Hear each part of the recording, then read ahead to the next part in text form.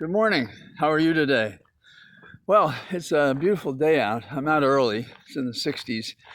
And today's the first day I'm allowed to exercise. Yes, I will try to be intelligent about it. But you can feel the poisons of recovery go away. So that's a big help. This upcoming week, the thing that I'm focused on is Tuesday. The Select Committee is going to have its hearings on the insurrection on January the 6th. I'm going to look for several things, and we haven't had a hearing in a while. And a couple of the problems with these hearings are congressmen would rather speak than ask questions, number one, without regard to party. The second thing is they have 5 minutes, and a litigator will tell you you can't develop a lot in 5 minutes.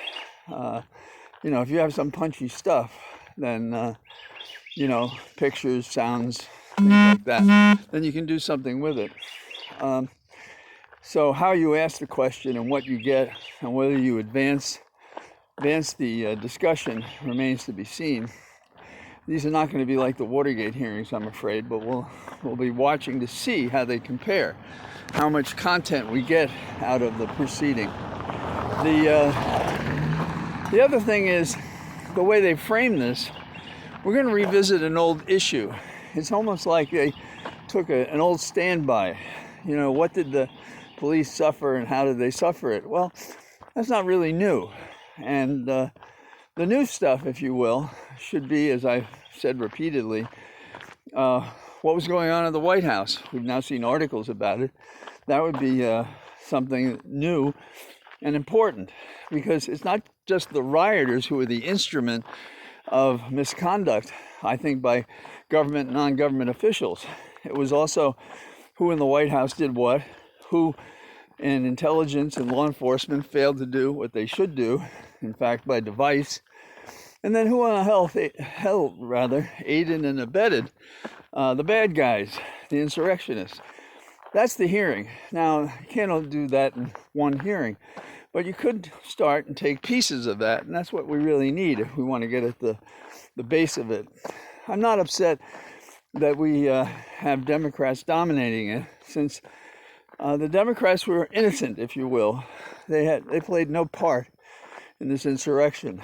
The Republicans, harder issue, and those congressmen and senators who conducted themselves in a traitorous or seditious way, they should be called out. We should be analyzing what they did. That would be the real hearing. So that's number one on my hit parade. And if I can, I'm going to try to listen to it and make some comments, I'm sure, about it. In the world of disinformation, one of the things that I've been concerned about, both in and out of government, has been the junk science that we have. Now, DNA is a serious science, but what's happened is programs have been created that do analyses that are hidden in the code written for the algorithms that analyze the DNA evidence they're looking at.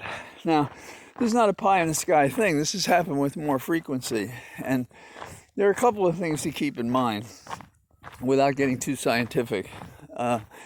If you have DNA, sweat, touch on a shirt, something like that, you don't have a lot of DNA to sample. And there are programs that allow a reproduction of the DNA you have, so you have a larger sample size to analyze it. Also, you can exhaust the sample that you have so that the defense can't do its own analysis.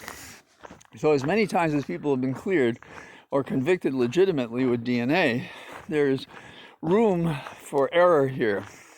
And the error can be pretty significant in a case in Northern Virginia in which they have a shirt and they have several different DNAs on the shirt, and they're trying to prosecute the accused based on the probabilities that it's him and can be no one else, but not revealing how the program works to get to that result. And it would cost something like $50,000 to analyze it, and the accused in the case, by due process, can hardly afford that kind of an expense.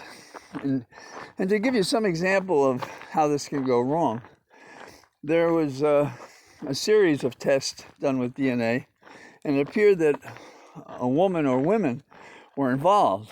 Well, it turned out that the women who worked on the subject that was analyzed for DNA had like created it, so their DNA was mixed in there as well.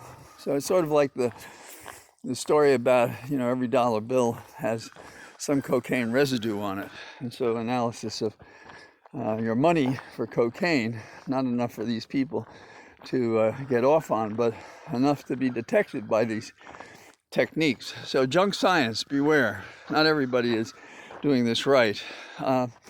Here in Virginia, we had a nice day. Yesterday, we had Biden come in and say, "I whipped Trump, so will Terry." And that's Terry McAuliffe, who's running for governor, who was once our governor, but you can't succeed yourself, so he's coming back again to help the Commonwealth. And I think he'll do a great job, and I support him. What he's talking about is that the Republican has the endorsement of Trump. And the Republican Youngkin is a wealthy guy with little experience as a candidate, and I think no public service experience, not even volunteer. So we're talking about a guy who's helicoptered into this and hopes to become the great white knight for the conservatives.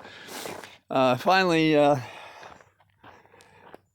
Olympics. The Olympics raised the question of, you know, that old Zen question, if a tree falls in the woods and there's no one there to hear it, did it fall? Well, if there's nobody in the stadium to watch the Olympics, were these the kind of Olympics that they should have held in the first place?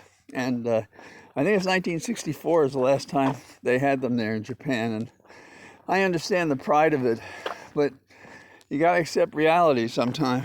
And finally, I think this is my finally, I'm interested in how the Cleveland Indians became the Cleveland Guardians. I think that's good, by the way. I think that being conscious of names that seemed fine when chosen, but are insensitive and discriminatory and humiliating, are things that we should look to change. I don't think we should continue in that way. And you know, maybe it's a lot of us, my generation, we had cowboys and Indians and stuff like that, say, what does that mean?